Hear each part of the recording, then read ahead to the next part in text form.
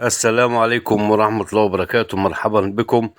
تصريح ناري من مدرب سيراميكا كليوباترا أيمن الرمادي يفاجئ به النادي الأهلي بعد فوزه على سيراميكا، ويهاجم اتحاد الكرة ومنظومة التحكيم بسبب الزمالك. شاهد ماذا قال. ولكن لو انت محب وداعم النادي الأهلي اعمل اشتراك ولايك فضلا وليس أمرا.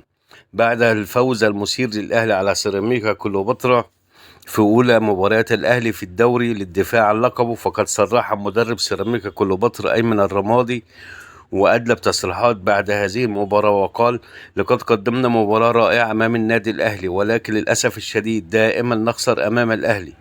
وبكل صراحة الأهلي هو عقدتي، فدائما ألاقي النادي الأهلي سواء في السوبر أو في نهائي كأس مصر ودائما يفوز علينا. أمنية حياتي أن نحقق الفوز على النادي الأهلي. فالأهلي في هذا الموسم لا يقارن بأحد، فهو بطل نصف الكرة الأرضية، بطل آسيا وأفريقيا والمحيط الهادي.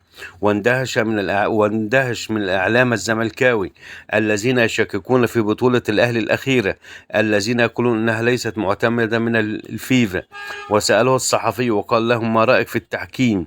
فرد وقال: إن الظاهر أن التحكيم في هذا الموسم سيكون أسوأ في تاريخه، وشاهدنا التحكيم في مباراة الأمس في مباراة الزمالك والبنك الأهلي أسوأ في تاريخه فعلا.